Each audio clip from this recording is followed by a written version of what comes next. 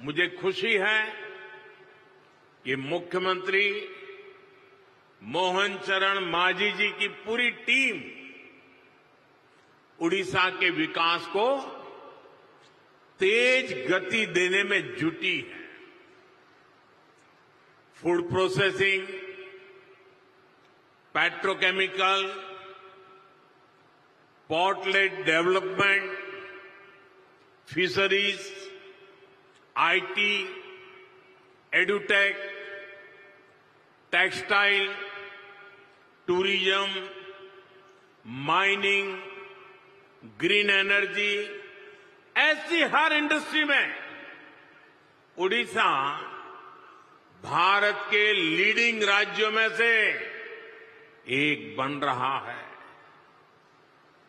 साथियों, भारत आज बहुत तेज गति से दुनिया की तीसरी बड़ी इकोनॉमी बनने की तरफ आगे बढ़ रहा है।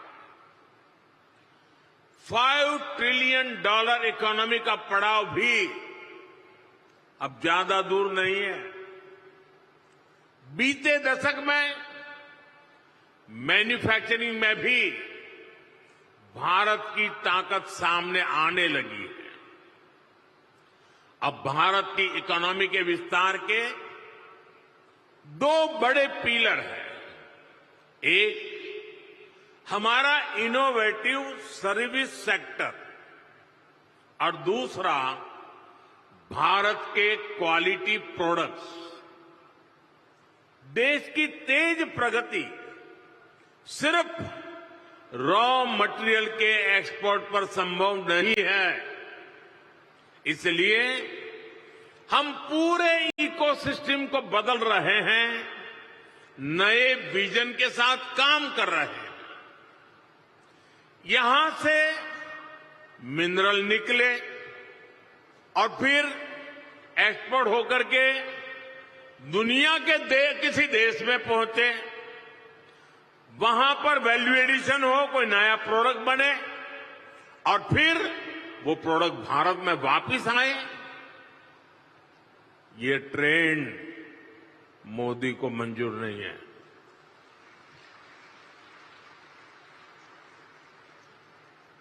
इस ट्रेंड को अब भारत बदल रहा है। यहां के समंदर से सी फूड निकले और फिर दुनिया के किसी दूसरे देश में वो प्रोसेस होकर बाजारों में पहुंचे। ये ट्रेंड भी भारत बदल रहा है। ओडिशा में जो रिसोर्सेज हैं, उससे जुड़ी इंडस्ट्रीज भी यहीं लगे। इस दिशा में हमारी सरकार काम कर रही है। आज का ये उत्कर्ष ओडिशा कॉन्क्लेव भी इसी विजन को साकार करने का एक माध्यम है। साथियों, आज दुनिया सस्टेनेबल लाइफस्टाइल की बात कर रही है, ग्रीन फ्यूचर की तरफ बढ़ रही है। आज ग्रीन जॉब की संभावनाएं भी बहुत बढ़ रही है।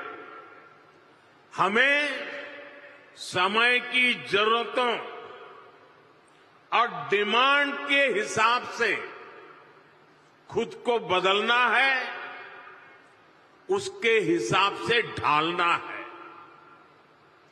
इसी सोच के साथ ही भारत ग्रीन फ्यूचर पर, ग्रीन टेक पर इतना फोकस कर रहा है। सोलर हो, विंड हो, हाइड्रो हो, ग्रीन हाइड्रोजन हो, ये विकसित भारत की एनर्जी सिक्योरिटी को पावर करने वाले हैं। इसके लिए ओडिशा में बहुत सारी संभावनाएं हैं। आज देश में हमने राष्ट्रीय स्तर पर ग्रीन हाइड्रोजन मिशन और सोलर पावर मिशन शुरू किए हैं। ओडिशा में भी रिन्यूएबल एनर्जी से जुड़ी इंडस्ट्री को प्रमोट करने के लिए बड़े पॉलिसी डिसीजंस हो रहे हैं। हाइड्रोजन एनर्जी के प्रोडक्शन के लिए भी यहां काफी सारे कदम उठाए जा रहे हैं। साथियों, ग्रीन एनर्जी के साथ साथ ओडिशा में पेट्रो और पेट्रोकेमिकल सेक्टर के विस्तार के लिए भी इनिशिएटिव लिए जा रहे हैं। पारादीप और गोपालपुर में डेडिकेटेड इंडस्ट्रियल पार्क्स और इन्वेस्टमेंट रीजन्स बन रहे हैं। इस सेक्टर में भी इन्वेस्टमेंट के लिए बहुत अधिक संभावनाएं हैं। मैं ओडिशा सरकार को बधाई दूंगा कि ओडिशा के अलग अलग रीजन की संभावनाओं को देखते हुए वो तेजी से निर्णय ले रही है, नया इकोसिस्टम विकसित कर रही है। साथियों, 21वीं सदी के भारत के लिए ये दौर कनेक्टेड इंफ्रास्ट्रक्चर का है, मल्टी मॉडल कनेक्टिविटी का है। जिस स्केल पर, जिस स्पीड से भारत में आज स्पेशलाइज्ड इंफ्रास्ट्रक्चर का निर्माण हो रहा है, वो भारत को इन्वेस्टमेंट का शानदार डेस्टिनेशन बना रहा है। डेडिकेटेड फ्रेट कॉरिडोर से ईस्ट और वेस्ट की कोस्टलाइन को कनेक्ट किया जा रहा है। देश का एक बड़ा हिस्सा जो लैंडलॉक था, उसको भी अब समंदर तक तेज एक्सप्रेस से मिलने लगी है, तेज एक्सेस मिलने लगी है। आज देश में दर्जनों ऐसे इंडस्ट्रियल शहरों का निर्माण किया जा रहा है जो प्लग एंड प्ले सुविधाओं से लैस होंगे। ओडिशा में भी ऐसी ही संभावनाओं को बढ़ाया जा रहा है।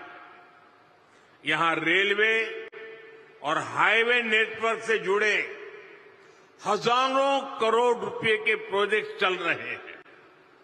ओडिशा में इंडस्ट्री की लॉजिस्टिक कॉस्ट कम हो, इसके लिए सरकार यहां के पोर्ट्स को इंडस्ट्रियल क्लस्टर से जोड़ रही है। यहां पुराने पोर्ट्स का विस्तार के साथ ही नए पोर्ट भी बनाए जा रहे हैं। यानी ओडिशा ब्लू इकोनॉमी के मामले में भी देश के टॉप के राज्यों में शामिल होने वाला है।